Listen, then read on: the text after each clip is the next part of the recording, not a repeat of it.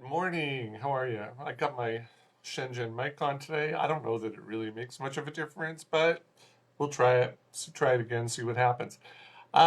Decided not to do the show last week because it was May Day. It was public holiday here. We had a long weekend, 4-day public holiday, which was nice, and the weather was perfect. So I said, forget it. I'm sleeping in. But I'm back. And I've seen lots of movies. And guess what? Our cinemas are opening today. They're reopening today. So I will be at the cinemas on Monday. Well, one cinema at any rate, on Monday to watch some new movie. It's British. I can't remember what it's called. I actually know nothing. I always try to know nothing about a film. I don't watch trailers or anything like that. Even when I'm in the cinema, I just watch the trailer sort of with half an eye open. I don't pay much attention because I really don't want to know. I don't want to go into a film with any preconceived ideas. So I don't know what it's about. I know it is British. I know Ben Whishaw is in it. That's all I know. So I'll talk about it next week because it's opening on Thursday, next Thursday. But in the meantime, we're stuck with what we got, which is on the streaming services and on video on demand. And I found some really good films. You know, I said a couple weeks ago, I need to stop watching films that make me sad or get me nervous. So I actually I Googled feel good movies, and I found on the Good Housekeeping website. Didn't know Good Housekeeping had a website, but on the Good Housekeeping website, they published. This was a few months ago, I think, or last month. They published their list of their favorite feel-good movies, and number one on the list was the 2013 film called About Time. And I thought, how did I never see this film? How did I? It came to Hong Kong in around that, October 2013. How did I not see it? And I had to think, what was I doing October 2013? And I remember it was right before my festival, my film festival that I used to run, and that was a very challenging time for me because I think that was the last festival I did, and it was. It was very stressful. So I think, in between getting the festival ready and dealing with the stress and the politics and all that, I think I was busy. So anyhow, I thought, you know what, I'm going to watch it now. Now that I've got a lot of time on my hands, and I could use a bit of feel goodness. So this film, About Time, it stars Donald Gleason, who plays a young man by the name of Tim Lake. Donald, you would know from the recent Star Wars films. He's been in American Made, Goodbye Christopher Robin, Mother, Brooklyn, Ex Machina, great film, Ex Machina, if you've never seen it. And he lives an idyllic existence with his parents, his parents are just known as Mom and Dad, but his parents are played by Bill Nighy. People would know him from The Finest and many other British films, and Lindsay Duncan. She's one of these people that you know her face, but you don't know her name. And the last big film she was in was Birdman. And his younger sister, Kit Kat, played by Lydia Wilson, who was in Star Trek Beyond. And they live in a beautiful house, mansion, in incredibly picturesque Cornwall, England, on the coast. And on his 21st birthday, his father reveals a family secret to him, and that's that all the men in the Lake family, have the ability to travel in time. And after he learns how to do it, he tests his newfound ability out on his sister's best friend, the unreachable blonde goddess Charlotte, played by Margot Robbie. My God, the camera loves her. I mean, she is stunning to look at, absolutely stunning to look at. She's like the female Brad Pitt, that the camera loves her face. Anyhow, things don't go the way Tim expects them to with Charlotte, and he basically puts his tail in between his legs and heads off to London to begin his career as a lawyer. Do they have lawyers in England? I thought they had barristers and solicitors. I didn't know they had lawyers. But anyhow, maybe that was done for the American audience. But anyhow, that's besides the point.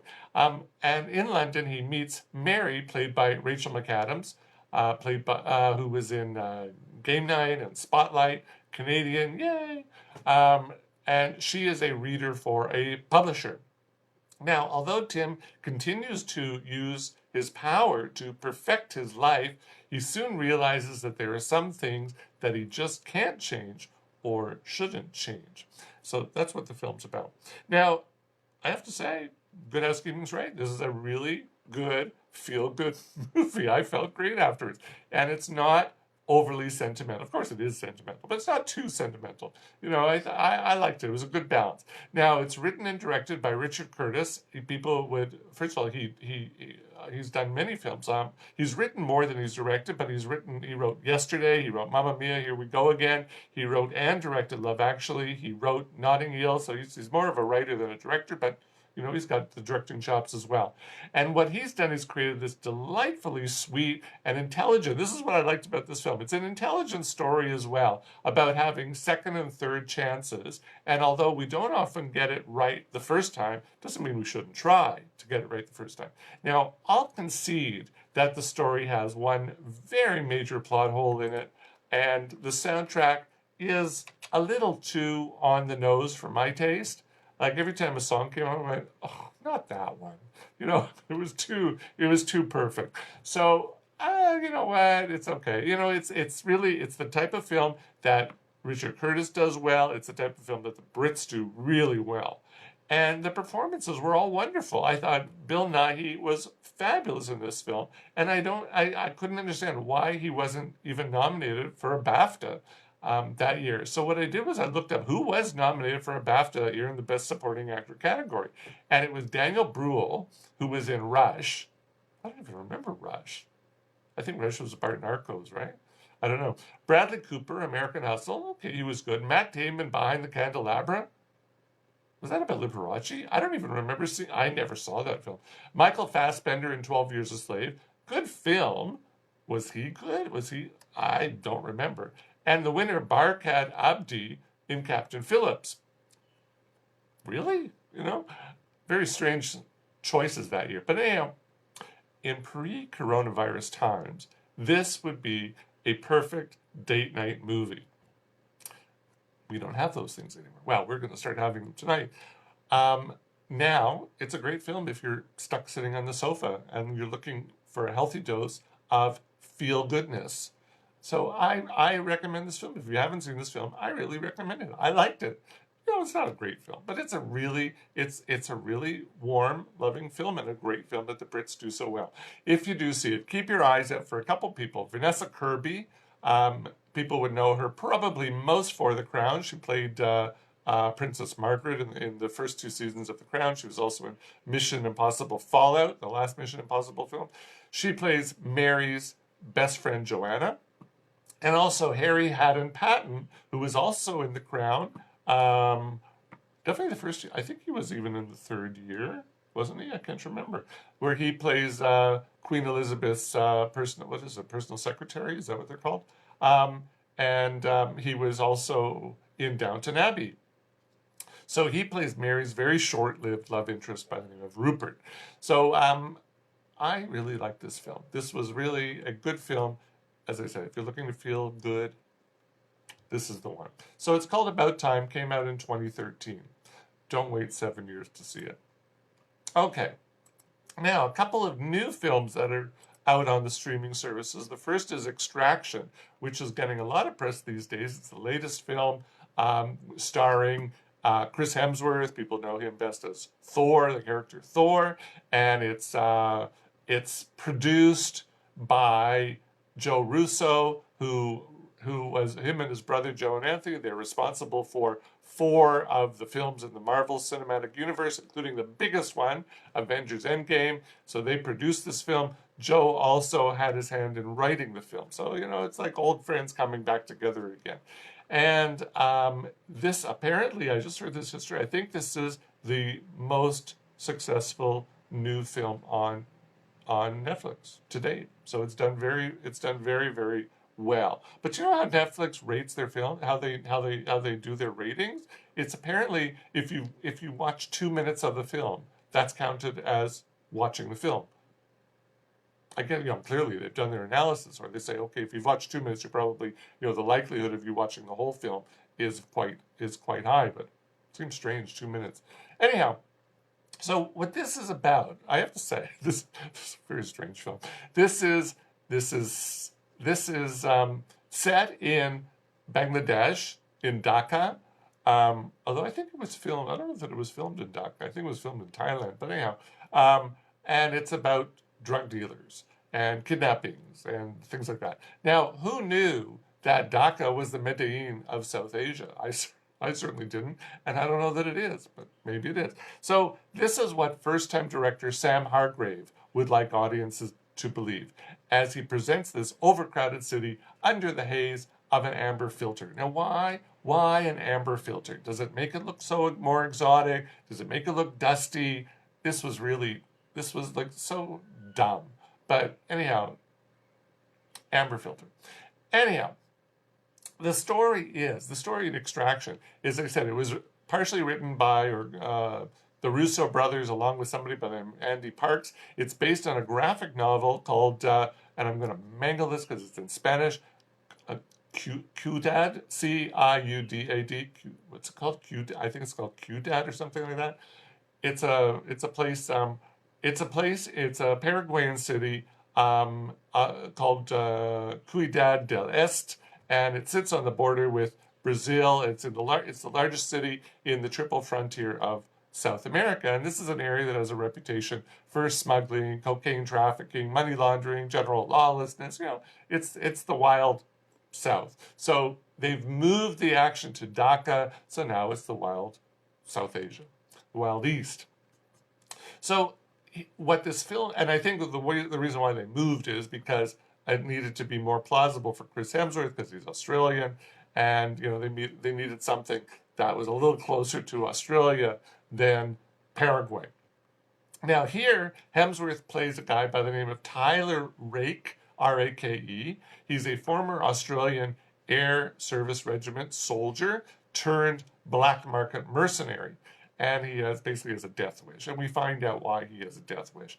Now, when Ovi Mahajan Jr., played by Indian actor Rudraksh, I'm sure I mangled that just too, Rudraksh Jaiswal, apparently he's a child.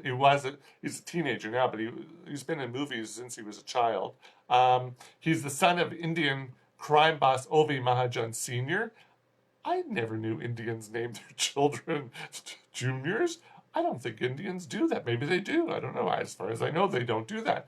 But anyhow, so after this kid gets kidnapped and he's held for ransom by Amir Asif, who's Ovi Sr.'s Bangladeshi crime counterpart, Ovi Sr.'s right-hand man, Saju, he reaches out to Tyler's handler, Nick Khan, played by Gulshifta Farahani. People would know her from Exodus, Gods and Kings. She played Nefertiti. And she was in Patterson. She's co-starred with Adam Driver in Patterson. So he reaches out to her to get the boy back for a hefty fee, of course, because that's what they do. So Tyler immediately heads to Dhaka. I got to take a drink. I've gone back to my South American coffee. I finished off my Balinese coffee. Now I'm back to South American coffee. Very different taste. I prefer the Balinese coffee. So he heads back to Dhaka, where he rescues the boy without so much as breaking into a sweat. But then the mission goes pear-shaped very quickly because it seems like everyone in Dhaka is after Tyler, and now he has to rely on all his training and experience to get the boy safely out of the country and back to Mumbai. That's what the story is about. Now, Extraction is a bit of a mixed bag. The film is highly choreographed, as you would expect, because Hargrave was the stunt coordinator on Captain America Civil War and Avengers Endgame. And he was also the stunt double for a number of Hollywood stars. So he's sort of like the guy whose name escaped me, the guy who directed John Wick, also was a stunt coordinator, a stuntman, and he's moved behind the camera now. So this is really where the film is the most entertaining. There are long, elaborate fight scenes, and they look like they've been shot in one continuous take. Today, thanks to technology, we can't tell. It's very hard to tell whether it's one take or not, but let's give them the benefit of the doubt. Let's assume that it was shot in one take. I don't think it was, but let's think it was. That being said, since I was talking about stuntmen who now are behind the camera, let's compare it to John Wick, because really this is a poor man's John Wick. Because when it comes to action and choreography, as much as Hargraves and Russo would probably like it to be on par with John Wick, it just is not. John Wick is a far, the choreography is far better, and the story is far more interesting than this one. Not to say that this is bad, but it's not as good as John Wick. The body count, though, comes pretty close to John Wick, as Tyler single-handedly takes down the Dhaka police force, the Bangladeshi army, and Asaf's private militia, all in under 90 minutes. Now, where the film really falters is the script. It makes absolutely no sense at all. Like, even John Wick makes sense, pretty much. This makes no sense at all. But you know what? No one goes into a film like this expecting great writing. But this plot has more holes in it than a hunk of Swiss cheese. I mean, I was watching this going, what is this? This makes no sense at all. And speaking of cheese, this film has its tongue in its cheek far more than it deserves to be. You know, it's trying to be funny and witty. Sorry. It has numerous cliches and meta references. I'm not going to tell you what they are, but they either fall flat or they're completely underplayed. You know, there's a couple scenes where you go, yeah, or they'll say a joke or a cliche, and you just go, you do a Fauci. Is this the start of a new franchise, much like John Wick? Well, it seems that it is, because first of all, the closing shot, the very final shot in the scene, it alludes to the possibility that we haven't seen the last of Tyler Rake. And as of the other day, it was announced, yes, there will be a second film. Whether it'll be a sequel or a prequel hasn't been worked out yet. They have to write the script. I have a feeling it's going to be a prequel. But it could be a sequel. Maybe it's both. We will find out next year or whenever. I don't know. They are going to do it. I really hope that Gulshifte's character, Nick, has a bigger part. She's a far more interesting character than he is, than Tyler is. I would like to see more of her in the next film. And I hope the writing is better too. So, you know what? It's full of action. It's okay. It's dumb. It's not a good story at all. And it's nowhere near as good as John Wick. It's right in the middle for me. So whether you watch it or not really depends on how bored you are. If you're really stuck inside and you've seen everything already on Netflix, check it out. For those of us who can go outside and get back to living in a limited way, don't waste your time. That's Extraction. The final film I'm going to talk about, how am I doing? Okay. Final film I'm going to talk about is another film that just came out this week, last week, whatever, called The Assistant. And this is a #MeToo film. And, with the recent sentencing of disgraced movie mogul Harvey Weinstein's 23 years in jail. Did you realize this happened in March? Here we are, beginning of May. It seems like a lifetime ago. It's like, thanks to the virus, everything seems a lifetime ago. But it was less than 2 months ago. But when this happened, many had hoped that the issue of sexual abuse in the workplace was finally given the proper redress. But, the unfortunate reality is it does still go on. And so does emotional abuse in the workplace. Both still go on. And this new film, The Assistant, looks at both types of abuse through the eyes of a young woman who not only sees it, she experiences it firsthand. Now, the story is about a young woman named Jane. She's played by Julia Garner. She's people who see the TV show The Americans and Ozark, they would know who she is. I've never seen either show. I keep thinking I gotta watch Ozark because I hear good things about it. And I think The Americans is finished, right? I never saw it. So she's in both shows. She is a recent university graduate who works as a junior assistant to a movie and television producer in Manhattan. Now, many of us have had pretty nasty first jobs. Hers is especially awful. I was watching her go through her daily routine and saying, girl, you got to get a new job. I mean, it's just really horrible job. She needs to be in the office each morning before dawn, and she's the last one to leave at night. And she takes work home with her, too. So she's basically working around the clock, probably for slave wages for sure, but probably not a lot of money. And the reason why she does this is because she wants to be a producer at some point. So she's saying, okay, I got to pay my dues. No, you don't. No, you don't. You know what? Or maybe it's just not that. It's not worth it. But anyhow, she's young. We all make mistakes early on in our career. Some of us make mistakes late in their career, but definitely early on. Now, during the day, she's cleaning up her boss's office, literally cleaning it. I think I'm watching, here we have people in the office who clean for us, who serve tea and coffee. She's doing all that. She's washing dishes. She's wiping dubious stains off of his casting couch. She's writing out company checks to people whose names will be filled in at a later time. And she's providing alibis to his put-upon wife. To me, that was the last one. I think if you have to lie to your boss's wife, cover for him, you don't need this job.